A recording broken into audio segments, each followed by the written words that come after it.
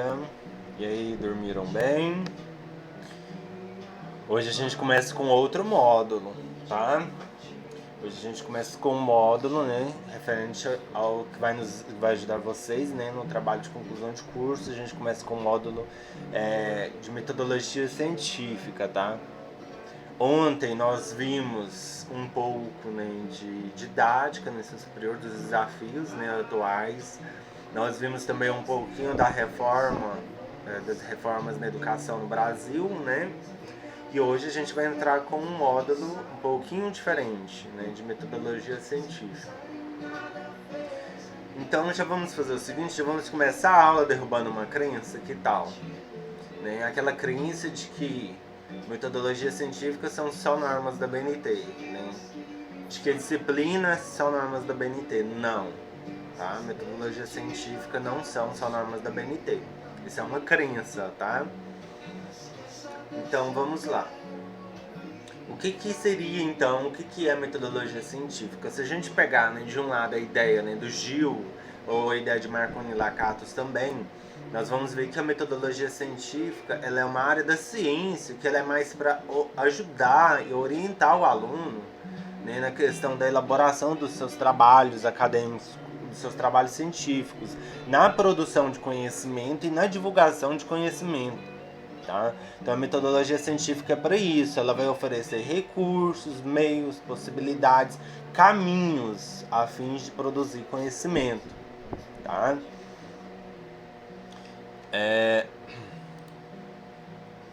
Dentro da metodologia, a gente tem que entender que nós temos naturezas da pesquisa, procedimentos metodológicos, a gente tem diversos recursos, né, que a gente pode estar utilizando para estar melhorando nosso trabalho de investigação acadêmica, né? E produzir um trabalho científico hoje exige um pouco de atenção, porque não é qualquer trabalho que se pode dizer trabalho científico, né? E isso a gente vai ver aqui, tá? Agora a gente vai estar vendo isso. Tem alguns trabalhos que pode ser apenas uma produção textual e não ser considerado um texto científico, tá?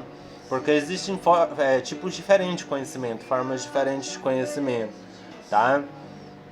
Então é nessa aula que a gente vai entrar, né, dentro do universo acadêmico, né, um pouco mais, entender como que funciona isso daí, a pesquisa, a contribuição para a sociedade, né, onde que entra a universidade e onde que entra os trabalhos acadêmicos, né, qual a importância dos trabalhos acadêmicos, tá?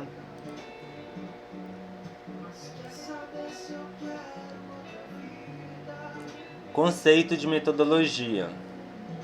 Bom, eu trouxe a citação, né, do professor Minayo, que ela fala o seguinte: entende-se por metodologia científica o caminho do pensamento e a prática exercida na abordagem da realidade.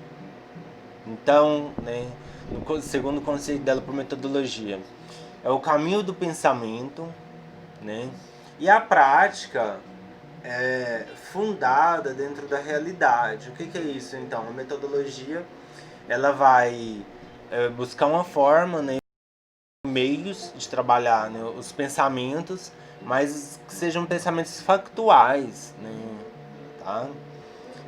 Dentro da metodologia científica, né? Então que seja fatos, né, algo que se possa comprovar, né? Mas também a gente convém lembrar que o conhecimento científico, né, a gente vai ver agora, ele permite também retificações. O que é isso? Ele pode estar errado, tá? Mas se ele é comprovado, ele é um conhecimento científico, certo? Então vem aí prática exercida na abordagem da realidade, né? Então é um texto que precisa estar fundamentado, tá? E a metodologia é o caminho, né? É o caminho que a gente vai percorrer para poder chegar e atingir os objetivos da nossa pesquisa, né? Tá? Então, esse daí é o conceito dessa professora, que eu achei interessante e resolvi colocar, tá? Bom, vamos falar um pouquinho da incumbência da disciplina na educação superior. Bom, essa disciplina, ela realmente vem, vocês observam que ela tem todos os cursos, todas as pós-graduações, possui o curso de metodologia científica, né? Então, assim, muitas coisas vocês vão lembrar agora, né? Vocês vão poder acrescentar, porque vocês também já estudaram essa matéria, né? Tanto na graduação, como também nas pós-graduações de vocês, tá? Então, a gente estuda, né, não só na graduação, como nas pós-graduações também, tanto nas especializações quanto mestrado e doutorado, né? Todas a gente tem essa disciplina de metodologia da pesquisa. E a incumbência dela, ela é muito importante, porque ela é que vai orientar o aluno dentro do seu trabalho acadêmico, né, a produzir conhecimento, né? Não só orientadores de TC, orientadores de trabalho de grupo, né? A disciplina também ela vem para ajudar e dar uma forcinha a mais, uma ajudinha a mais dentro da produção de conhecimento científico, tá?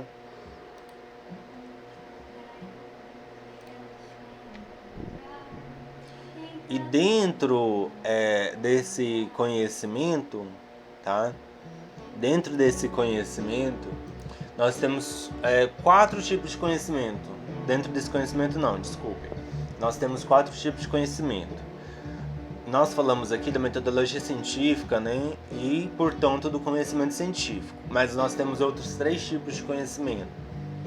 Então, vamos aí tentar relembrar. O conhecimento empírico, né? Nós temos o conhecimento empírico, que é aquele conhecimento resultado das nossas experiências, né? Ou resultado de experiências. É aquele conhecimento também pode ser chamado de conhecimento popular ou de senso comum, tá? É aquele conhecimento que é passado de geração em geração, né? Transmitido de pessoa para pessoa, que não possui fundamentação alguma, que não existe nada comprovado. A única base dele mesmo são as experiências. Nós podemos citar como parte de um exemplo de um conhecimento empírico, tá? O empirismo, né?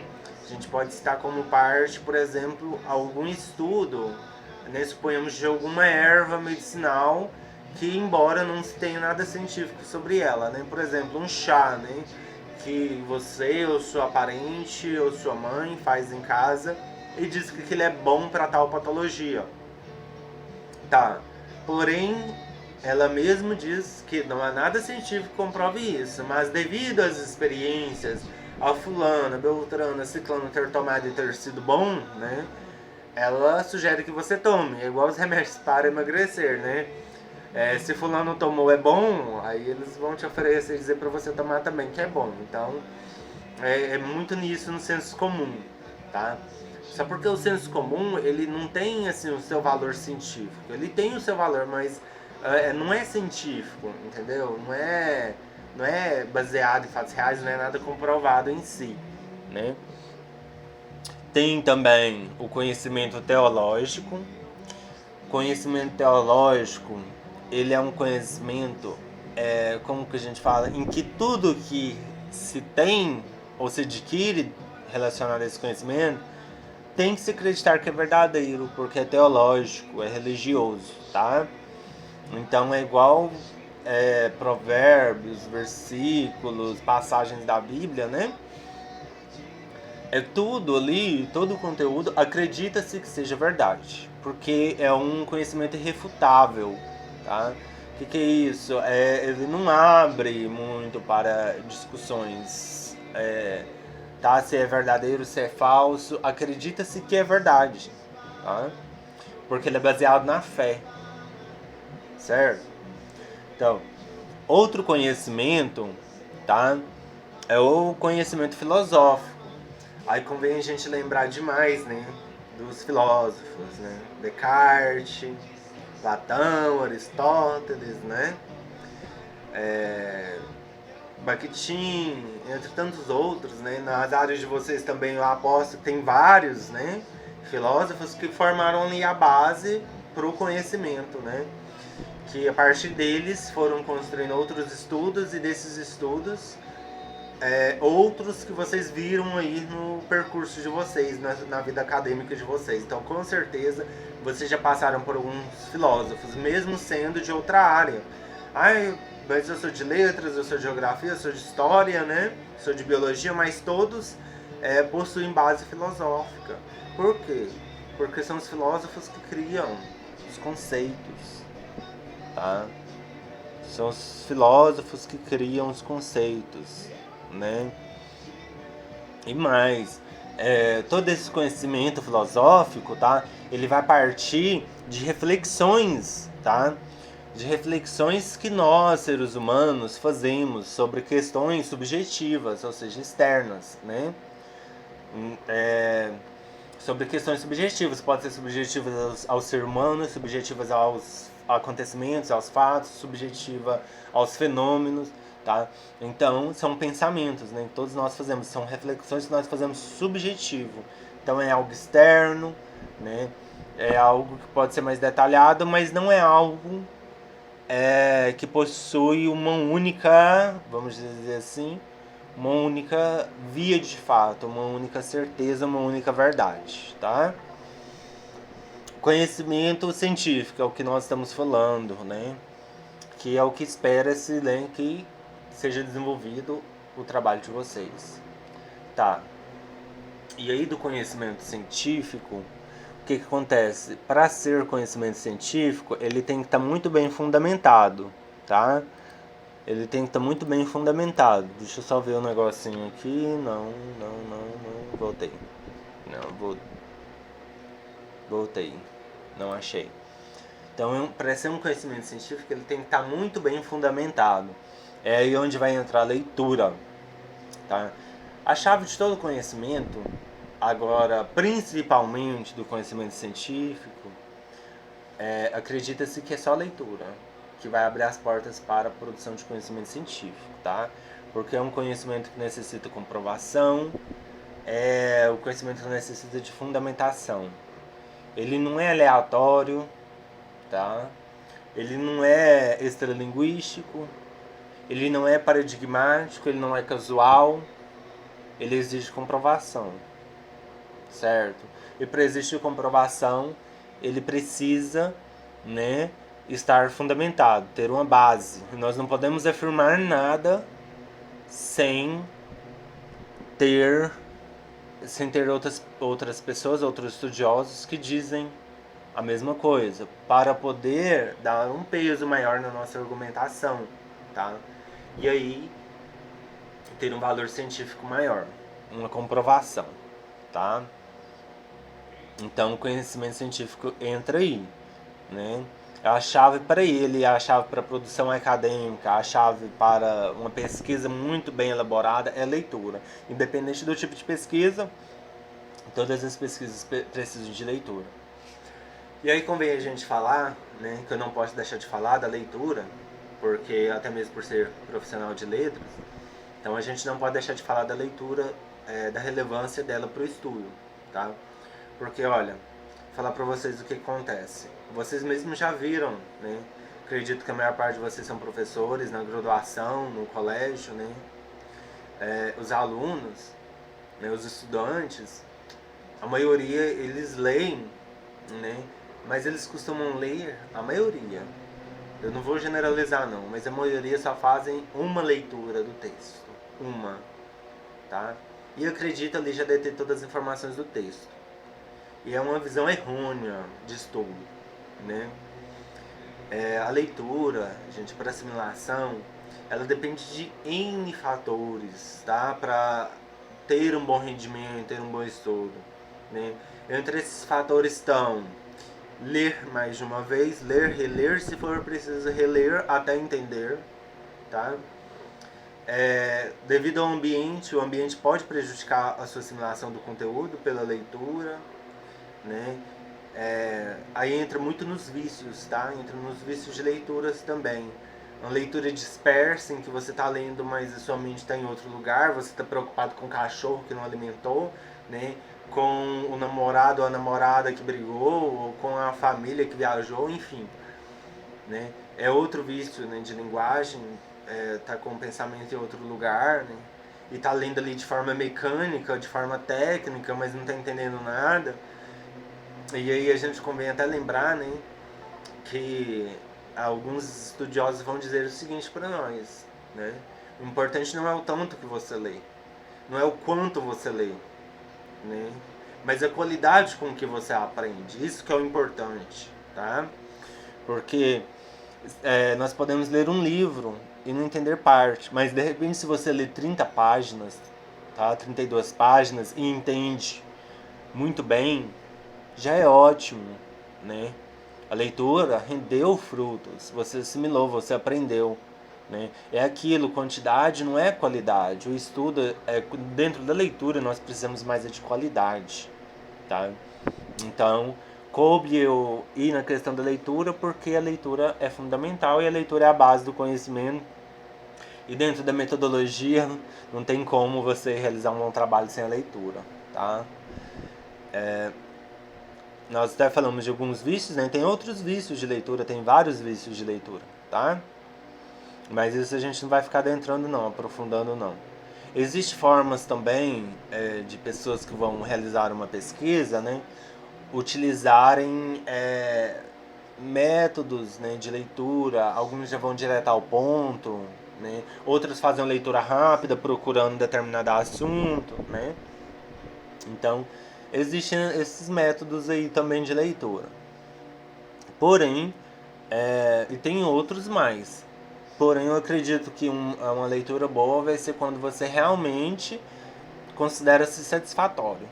Quando você termina a leitura, você compreendeu muito, você considerou-se satisfatório, você considerou produtivo, tá? Independente de método, né, que você utilize, tá? A única coisa que não pode acontecer é que a leitura seja somente técnica, mecânica, tá? É preciso que ela vá além disso, né? Num texto, por exemplo, é tão importante a gente conseguir inferir sentido no texto, né? Interpretar um texto muito bem. É também muito importante você conseguir deduzir ali qual que é a intenção do autor para você desenvolver sua visão crítica, né, a respeito do assunto. Então, tudo isso faz parte, tá? Agora, voltando, né, para o nosso slide, e agora a gente já vai falar de pesquisa, tá? E aqui a gente já falou de leitura, né? O conhecimento é obtido por meio da leitura. Acabamos de falar, ok, a leitura nós já falamos, né? O estudo do texto também. A transposição da leitura. Transposição da leitura é você pegar, né, aquilo que você leu, que você produziu e transpor, né, para o seu caderno, tá? O seu entendimento, a sua compreensão, né, que você vai passar ali para o papel e em cima dela desenvolver-se um novo discurso, desdobrar, né? Você vai pegar um discurso pronto e desdobrar em cima dele um novo conhecimento, tá? A prática do fichamento, pessoal, olha, eu até queria passar para vocês um fichamento de um artigo, mas eu não sei ainda, eu estou vendo, porque a atividade da nossa disciplina, né, já é por base do artigo científico. Não só da nossa disciplina, como também de todo o curso da pós. Então, eu vou ver direitinho até mais tarde, mas eu acredito que eu não vou passar fichamento. Mas eu espero que vocês fazem de forma espontânea, tá? O fichamento aí, desses artigos que foram passados para vocês lerem. Tá? Não, nada, é uma coisa que não precisava nada de copiar no caderno, não precisa, né? Mas a prática do fichamento ela ajuda, né? Você ir ali sublinhar os trechos mais importantes, né?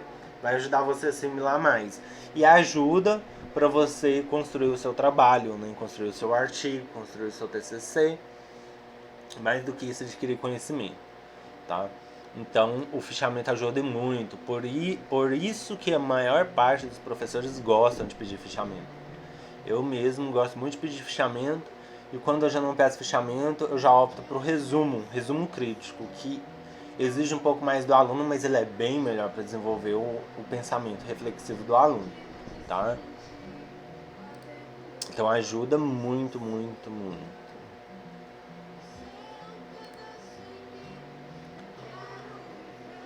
E dentro da pesquisa, já que a gente está falando de pesquisa, né, a gente tem que observar a natureza da pesquisa. que são duas, tá? A pesquisa básica e a pesquisa aplicada. A pesquisa básica são essas pesquisas que nós fazemos, né, no meio acadêmico. Geralmente elas é para contribuir com a sociedade, ambas, tá? São para contribuir com a sociedade melhor, com qualidade de vida melhor. A básica são basicamente essas que nós fazemos mesmo, com o objetivo de divulgar conhecimento, de promover conhecimento, tá? Pode ser bibliográfico, experimental, né? Documental, tá? Já a pesquisa aplicada, ela tem uma outra natureza. Ela é produzida com o objetivo de entrar em ação, de ser aplicada essa pesquisa. Vou dar um exemplo para vocês. Está sendo bastante realizadas pesquisas no intuito de descobrir uma vacina para o Covid-19, ok? Né? Para o coronavírus. Né? Caso essas pesquisas obtivessem resultados, nós teríamos uma pesquisa aplicada, porque necessitaria de uma aplicação imediata dos resultados.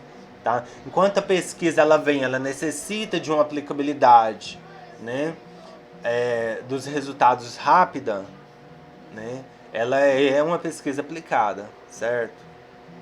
Então essa é a diferença das duas, tá?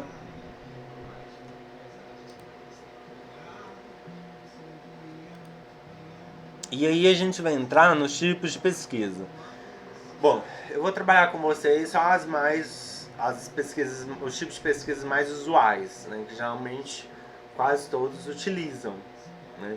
E dentro desses tipos de pesquisas também dá pra gente desenhar a nossa metodologia. Não precisa ser necessariamente uma. É lógico que um tipo de pesquisa que vai predominar, mas você pode entrar com outra como um procedimento metodológico, né? Ou você pode entrar com outra como a natureza, por exemplo. Vou explicar agora para vocês. Olha, vou começar de baixo. Pesquisa descritiva, tá?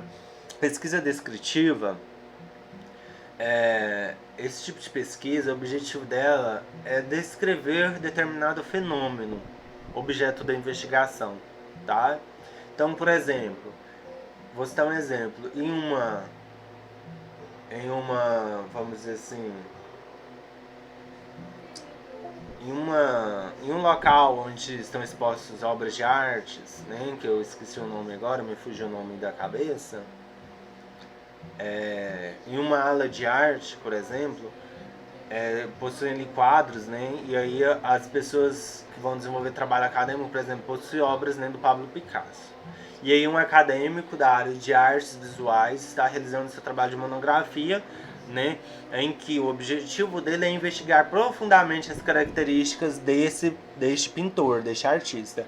Então o que ele vai fazer? Ele vai procurar fazer uma análise descritiva, ele vai procurar observar e procurar descrever ali no caderno, né, de todas as formas possíveis, o mais específico possível, o mais detalhado possível, né, como que funciona a obra de arte desse artista. Então a pesquisa descritiva é isso.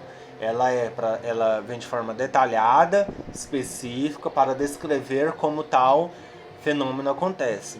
E aí ela pode ser também uma natureza descritiva, não precisa ser um tipo de pesquisa. Tá? Eu posso, tá, fazer uma pesquisa bibliográfica, tá, com a natureza descritiva. Posso, tá?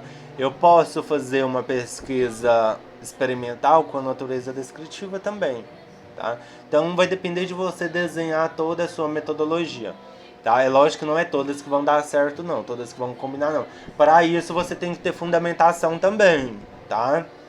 Porque se você não tiver fundamentação até na metodologia, se você for fazer algum dessas combinações, né, procedimento, método, técnica, tipo de pesquisa, ela tem que fluir, tem que ter harmonia e tem que ter fundamentação. Então precisa se colocar um autor que demonstra que pode, né, que é possível fazer essa combinação. E aí vocês vão precisar recorrer, né, nos pesquisadores das ciências sociais aplicadas, tá?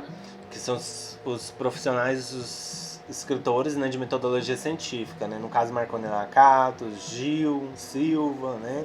Entre tantos outros, tá? Então, provavelmente vocês vão precisar consultar a obra deles para poder fundamentar a metodologia de vocês. Bom, então a gente começou da descritiva, vamos para a documental. Documental, pesquisa documental. Vamos para a área do direito. Vou citar um exemplo na área do direito. Pesquisa documental tem por objeto de investigação documentos. Isso é fato, tá? Pesquisa documental tem por objeto de investigação documentos, né? Então, um estudante de direito, exemplo, um estudante de direito, ele precisa saber, ele quer saber qual que é a média, né, qual que está sendo a média de assalto, de roubo, né, na cidade de Itaporanga, Goiás. Então, o que ele vai procurar fazer, né, primeiramente? Ele vai procurar constar os documentos, né, na delegacia, um boletim de ocorrência, abordagens, né, e ver o que ele consegue, né, dentro de tal período, por exemplo, né, de janeiro a julho.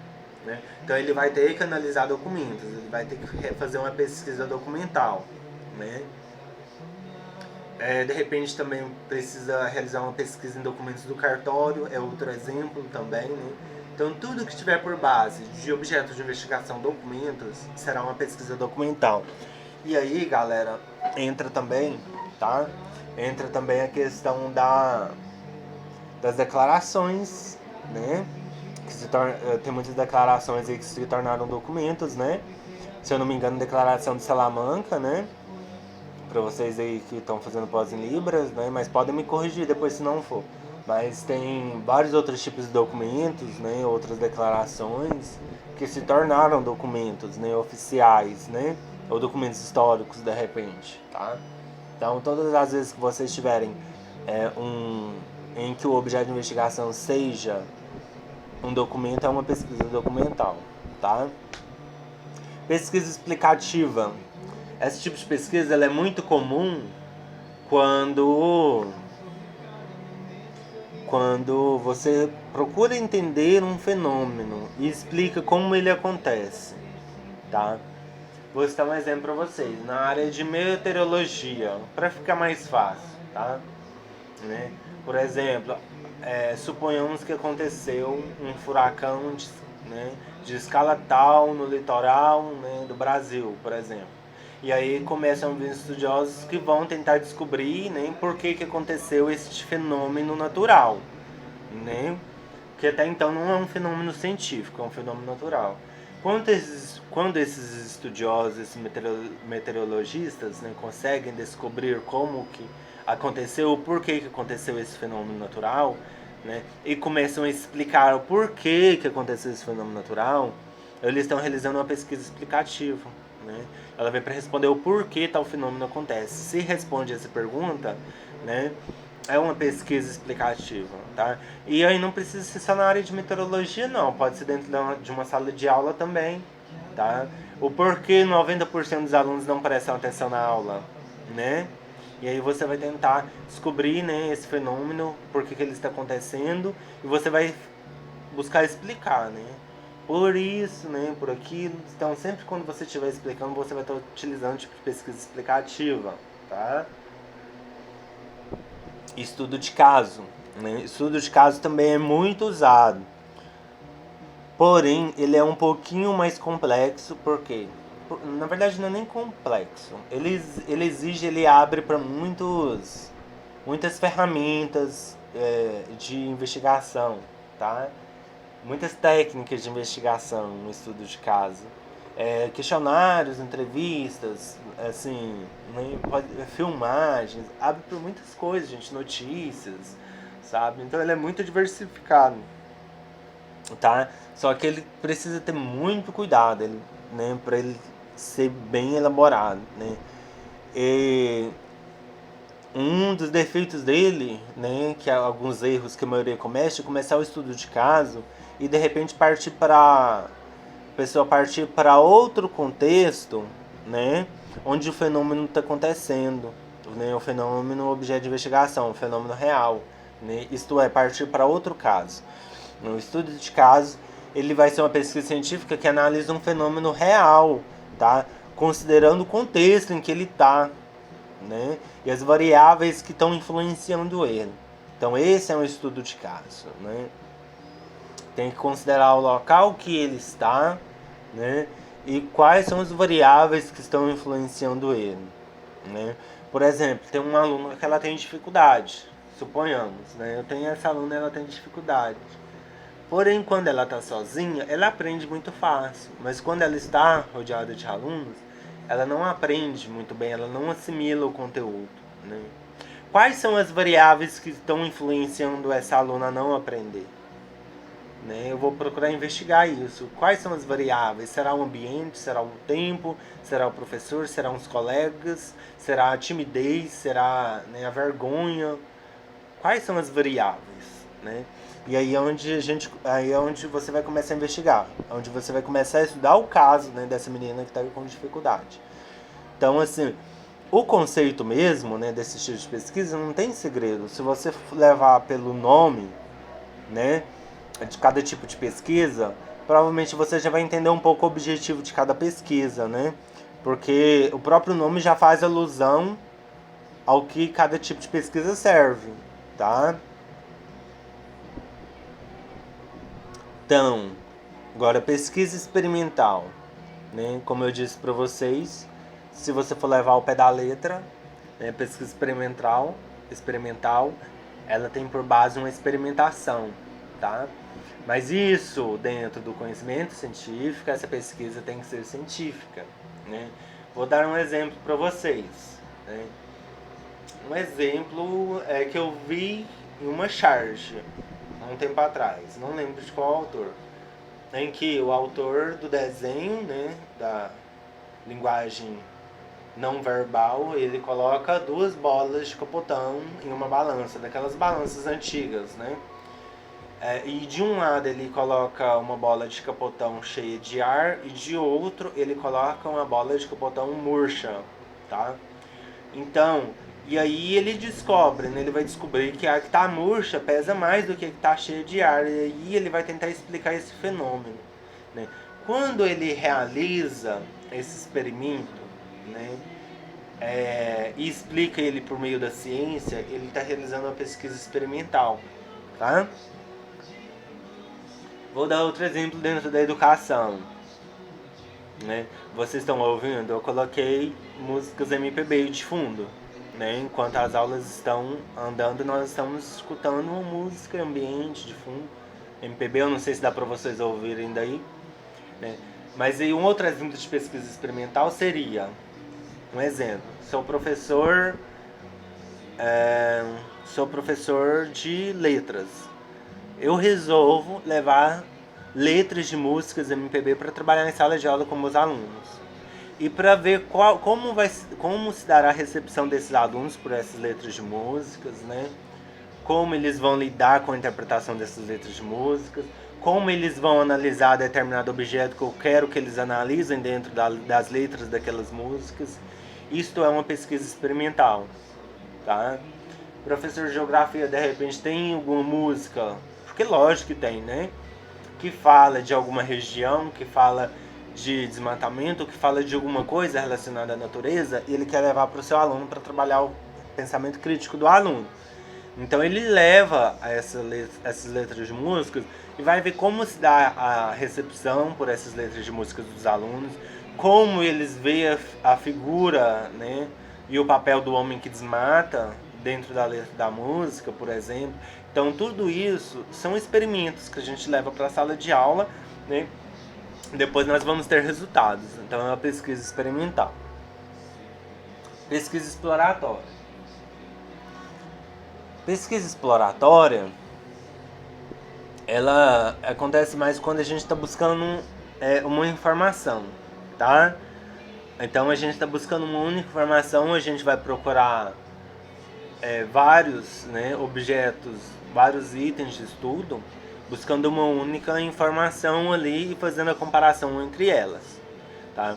Vou citar um exemplo para vocês de pesquisa exploratória, né? Em um desses artigos mesmo que eu passei para vocês, a autora, ela realizou uma pesquisa exploratória, tá? Por quê? Porque ela recorreu ao banco de teses e dissertações de mestrado, né, para pesquisar, né, a respeito da didática, dentro dos desafios da didática, tá? Então ela realizou uma pesquisa exploratória, tá? Então quando você vai direto no seu objetivo é único, né, sobre determinado assunto, e você vai direto nele, você está realizando uma pesquisa exploratória, né? Pesquisa de campo. Pesquisa de campo, também chamada de pesquisa in loco, tá? Ela é aquela pesquisa que o pesquisador ele vai sair de seu local em que ele está situado, do seu contexto, né, que ele vivencia, para ir para outro contexto onde acontece o tal fenômeno, tá? Onde ele vai investigar ali, né? Então, por exemplo, em uma pesquisa de campo de um aluno ou de uma aluna, né, do curso de pedagogia, por exemplo, né, que ele faz na escola em relação à brinquedoteca da escola, né, provavelmente ele vai sair do seu ambiente universitário para vivenciar o ambiente da escola. Então ele vai estar realizando uma pesquisa de campo. E aí ele pode utilizar a natureza descritiva também como método, tá? Método descritivo, né, em que ele vai observar e com base em observações ele vai descrever tudinho como acontece o fato, o fenômeno no trabalho, tá? Então essa é a pesquisa de campo, né, considerada pesquisa em loco. O pesquisador sai do seu ambiente que ele está acostumado, que ele vivencia, para partir para outra realidade, tá? E ver como que acontece aquele fenômeno ali, analisar aquele fenômeno. E nós temos também a pesquisa bibliográfica, tá? Só um minutinho, gente. Eu vou só tomar um copo de água aqui e já volto com a pesquisa bibliográfica, tá? Só um minutinho. É rapidão.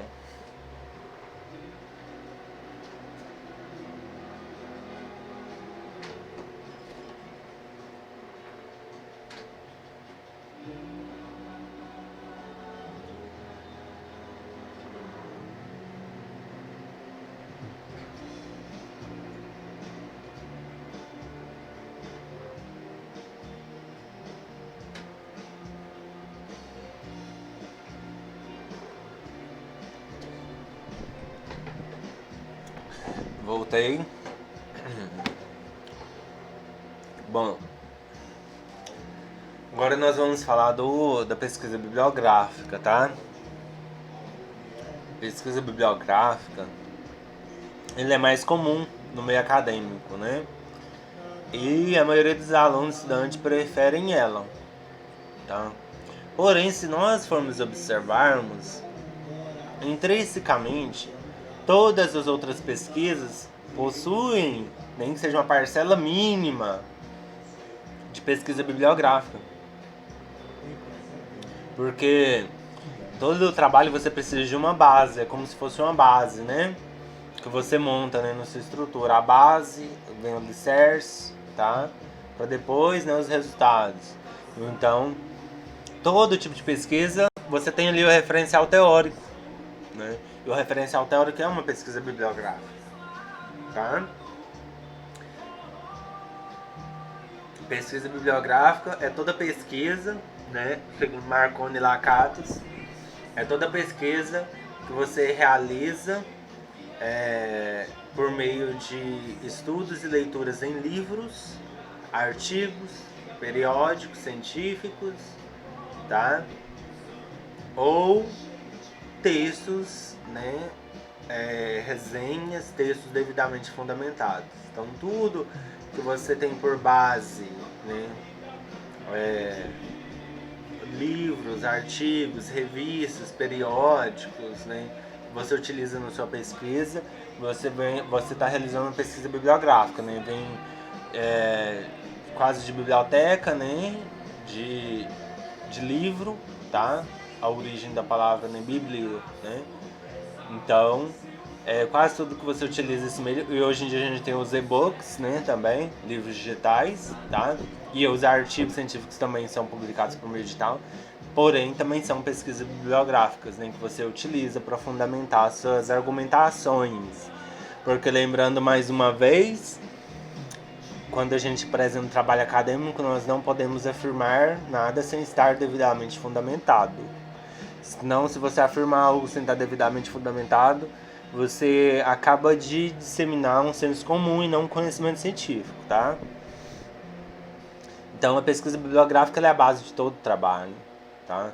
Muitos alunos preferem realizar só pesquisa bibliográfica, só que na minha visão ela dá muito mais trabalho, exige muito mais leitura, né? De repente, o que você lê para criar ali o seu primeiro capítulo do trabalho, se você for realizar uma pesquisa bibliográfica, você precisa de no mínimo 2 capítulos, né? 3. Então, vai exigir muito mais leituras e muito mais pesquisas, bem aprofundadas mesmo, tá? Na pesquisa bibliográfica, né?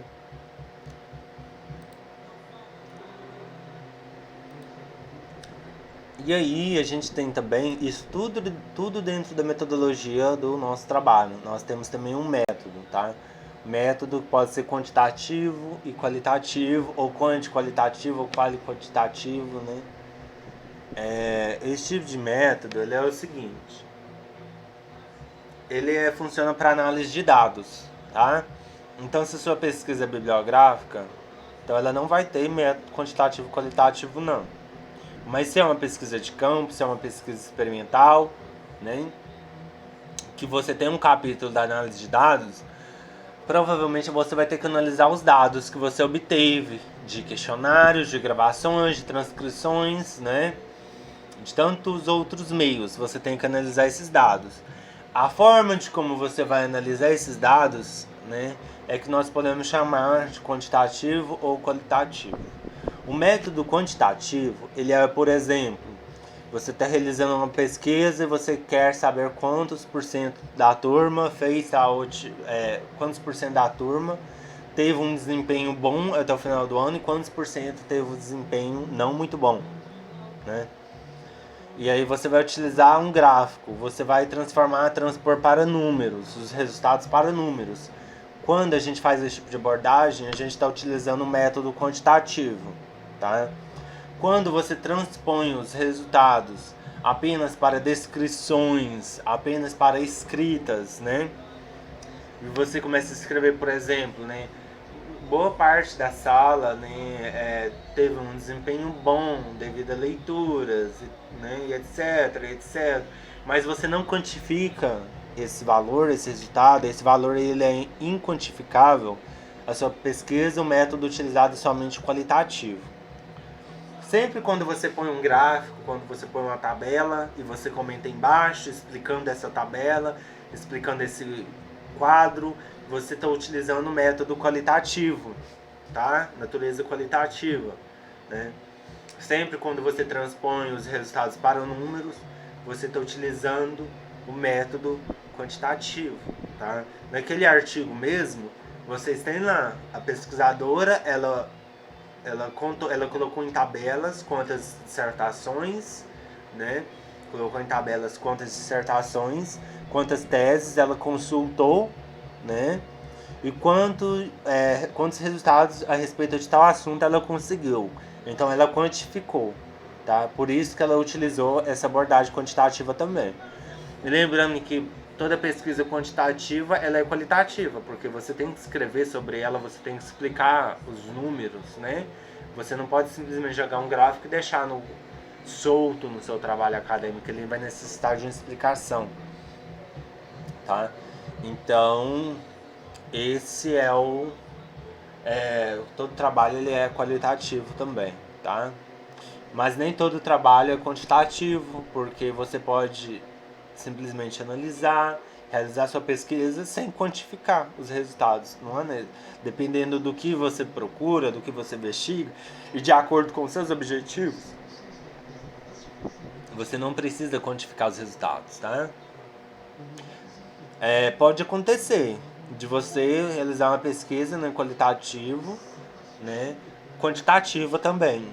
Porém, lembra-se, né, quando forem utilizarem, tomarem o cuidado de fundamentar a possibilidade de estar, né, utilizando aí as duas abordagens juntas, né?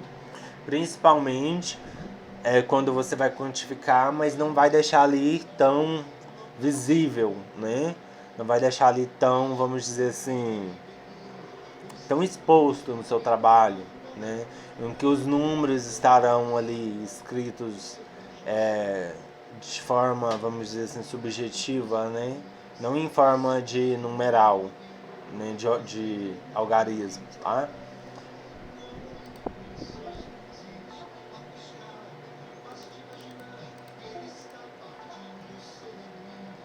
Bom, agora eu vou entrar com vocês na questão do plágio, tá? Né? Vocês são cansados de saber, né, que plágio é crime, né? E que quem utiliza desse recurso, por ser um recurso rápido,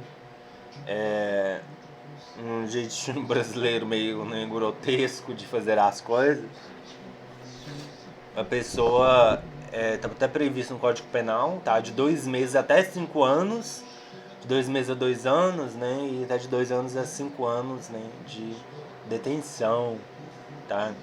Mas assim, nós sabemos, né, que nenhum de vocês, nenhum de nós utilizamos esse recurso de plágio. Na verdade, ele é um crime e a gente tem que evitar, é um crime no meio acadêmico, né? E é algo que a gente tem que tomar cuidado. Quando que acontece o plágio? Plágio acontece quando você copia trechos, lembrando que uma linha pode ser considerada um trecho, tá? Dependendo da ideia que estiver nela, né? Dependendo da afirmação, ela pode ser considerada um trecho. Quando você copia um trecho, né, parcial ou integral, tá? De alguém, sem dar o devido crédito ao autor que escreveu aquele trecho, tá? Então, se você pega algum trecho da internet e não coloca quem escreveu aquele trecho, você está cometendo plágio. Isso vocês já sabem, né? Vocês já cansaram de ouvir até mesmo na academia, né? E agora, hoje, são vocês que estão lidando, né, com isso. Vocês sabem o tanto que é difícil, né? Porque eu sei que tem professores, né? E que acredito que a maioria são professores do ensino superior e a maioria tem que lidar com isso, né, quase que diariamente, e tem que orientar muito bem os alunos. Então vocês sabem muito bem a respeito disso, tá? As formas de evitar também vocês já sabem, que é dando crédito ao leitor não, dando crédito ao autor, desculpem, tá? Dando crédito aos autores, né, que foi copiado tal ideia, né? E aprender a fazer a leitura com a paráfrase certinho, né? Porque de repente você não copiou igual estava lá, mas você pensou assim, eu vou ser os seus alunos, né? Seus alunos. Pensou assim, eu vou trocar algumas palavras, né? Tipo mosaico de palavras. Eu vou trocar algumas palavras, buscar alguns sinônimos, hiperônimos, hipônimos ali, né? Vou colocar ali para substituir, tá? E o professor nem vai perceber que eu copiei, né? Mas na verdade você vai estar realizando plágio mosaico. Que você só trocou ali algumas palavras, mas você tá com a ideia do autor, você copiou a ideia do autor e não deu crédito, né? O que é crédito? São as chamadas que você tem que fazer, que é o que a gente vai ver, né, agora mais tarde nas normas da BNT. Você tem que colocar lá o sobrenome do autor no final da citação e o ano, e levar também o nome do livro que você tirou lá para o final do trabalho, né, nas referências. É algo que vocês já sabem, acredito que a gente vai revisar isso daí de forma rápida, perspicaz e eficaz, né? Porque a gente só vai aflorar, né, dentro de vocês o que vocês já sabem, tá? Então, a paráfrase, tá? Pra gente parafrasear bem, a gente precisa ler muito. E após a leitura, uma dica é você se afastar do conteúdo que você leu, né? E expor as ideias do que você entendeu e dar o crédito devido de quem é o pensamento, né? Porque o pensamento não é seu. A não ser que você leu, um autor leu outro, e você conseguiu construir um conhecimento que é resultado de várias leituras. Aí sim, aí não necessita de paráfrase, tá? Não necessita de dar crédito a ninguém, tá? O crédito é seu, tá? Você só tem que lembrar que quando você afirmar, você precisa fundamentar, tá? Quando você tem dúvida, de repente, mas eu não lembro se eu tenho um pensamento aqui muito bom, que eu entendi, que eu aprendi, mas eu não lembro se é do autor do livro que eu acabei de ler, ou se eu modifiquei alguma coisa, né? Mas mesmo assim, você sabe que você só leu aquele autor, você coloca no finalzinho, entre parênteses, ver, né? Ver, autor, vírgula, one. Porque aí, né, com certeza você só leu aquele livro e você tirou algo de importante dali. Então você vai estar dando crédito certinho ao autor, mesmo que você tenha modificado a ideia dele, o pensamento é dele. Tá? Então, a maneira melhor de evitar o plágio é utilizar a norma correta da BNT, dando crédito ao autor, fazendo a chamada correta. Porque até se você fizer a chamada incorreta, você pode estar cometendo plágio, você pode estar sendo desleal com o autor, tá? Do texto que você leu. E assim, né, para a maioria de nós aqui, né, do curso, né, de especialização, os que são já conhecem essa realidade, os que não são serão, né, professores do ensino superior. Então todos vão lidar com isso diariamente, né? Vai chegar ao ponto que nós teremos que orientar muito bem os alunos, porque,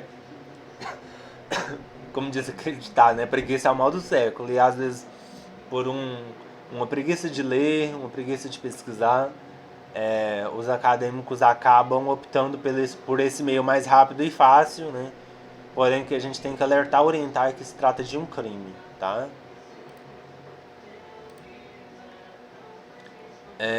Vocês ficaram sabendo do que aconteceu recentemente, do escândalo, né? Que foi deste caso aqui, ó.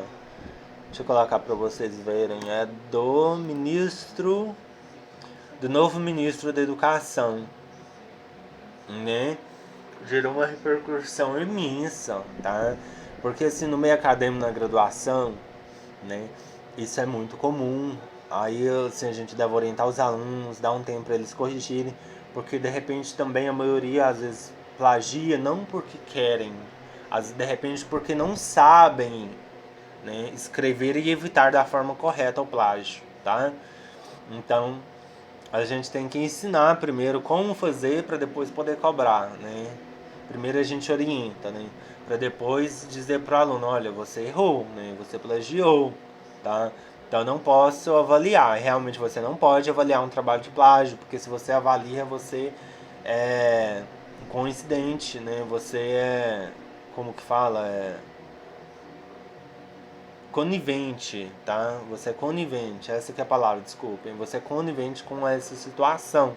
E ao invés de você estar estimulando o aluno a fazer da forma certa, aprender da forma certa, você vai estar estimulando ele cada vez mais a essa prática, tá? Essa prática criminosa no meio acadêmico.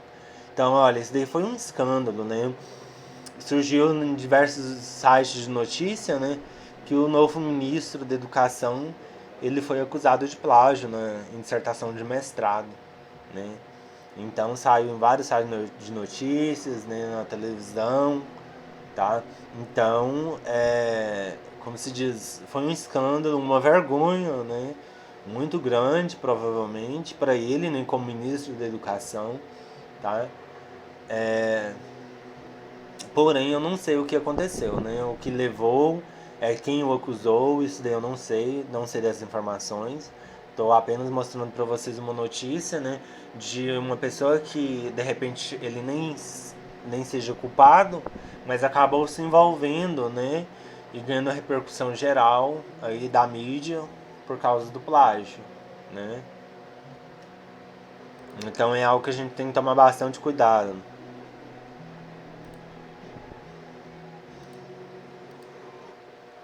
Olha, para finalizar esse módulo, tá? Eu quero falar com vocês a respeito ainda dentro da pesquisa científica, porque a gente vai falar do artigo científico agora na nossa aula, né, do período vespertino, tá? Mas em relação à pesquisa, aos tipos de pesquisa. A gente possui apêndices, né, e anexos. Arquivos que precisam ser muito bem elaborados, sempre terem os maiores cuidados para serem elaborados, tá? Como, por exemplo, os questionários, né, que você vai decidir se é um questionário fechado, se é aberto, com questões fechadas ou questões abertas, né? Lembrando que quando você elabora um questionário ou algo para ser analisado, né, respondido, não pode ter nada tendencioso que leve ao resultado que você quer, tá? Mas sim que você chegue no resultado que você quer sem utilizar de forma tendenciosa, tá? Nas perguntas. A autenticidade, né? Independente do tipo de pesquisa que você utilizar, você tem que ser autêntico, tem que ser um trabalho original, né? E tem que ser um trabalho imparcial, tá? Sempre defendendo, você pode defender pontos de vista, né? Mas a imparcialidade dentro do juízo de valor, ela como se diz, ela é muito relevante, porque ela vai ajudar você a não emitir juízo de valor excessivo e acabar prejudicando o seu trabalho, tá? Então, são questões que a gente tem que observar dentro da pesquisa científica. Eu vou estar encerrando a nossa aula agora, em que nós vimos dentro dessa aula o conceito de metodologia científica, que ela vem para ajudar o aluno, né, a ajudar e orientar o aluno dentro da estruturação e dentro da construção do seu trabalho, não só da estruturação, né. Nós vimos também que metodologia de pesquisa não são só normas da ABNT, tá? Que isso é uma crença, né? Nós vimos os tipos de pesquisa mais utilizados, as naturezas de pesquisas básicas ou aplicadas, né? Parece que eu não falei, mas as pesquisas aplicadas, né, geralmente são financiadas porque elas produzem resultado imediato, né? E tendem a ter uma aplicação imediata. Então, boa parte delas são financiadas também, tá? Nós vimos então a natureza da pesquisa básica aplicada, os tipos de pesquisa. A gente viu a questão da importância da leitura, a questão de se evitar os vícios de leitura, nós vimos alguns, né? Alguns métodos de leitura também, né? Dando ênfase sempre no ler com produtividade, aquele ler quando você tem a certeza que você absorveu algo, né? Da leitura satisfatória, tá? Então nós vimos tudo isso, né? Questão do plágio também, forma de evitar o plágio, questão de dar crédito ao autor, né? Nós vimos tudo isso nesse módulo de agora, tá? De hoje, da parte da manhã. E aí nós vamos agora estar vendo como se constrói um projeto, tá? E como que funciona as normas da ABNT também, tá? Como que a gente pode fazer as referências, né? Como a gente pode fazer as referências de forma correta, né? As normas da ABNT ainda são aquelas da NBR, né, de 2003, pelo que eu saiba não teve mudanças. Eu vou tentar passar um pouco que eu sei de redação, né, de como fazer uma boa redação de texto, de redigir um bom texto, né?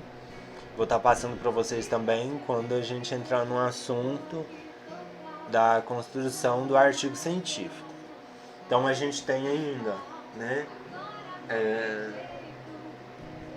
A gente tem ainda mais dois módulos, provavelmente a gente vai ver em um só, eu vou unificar os dois.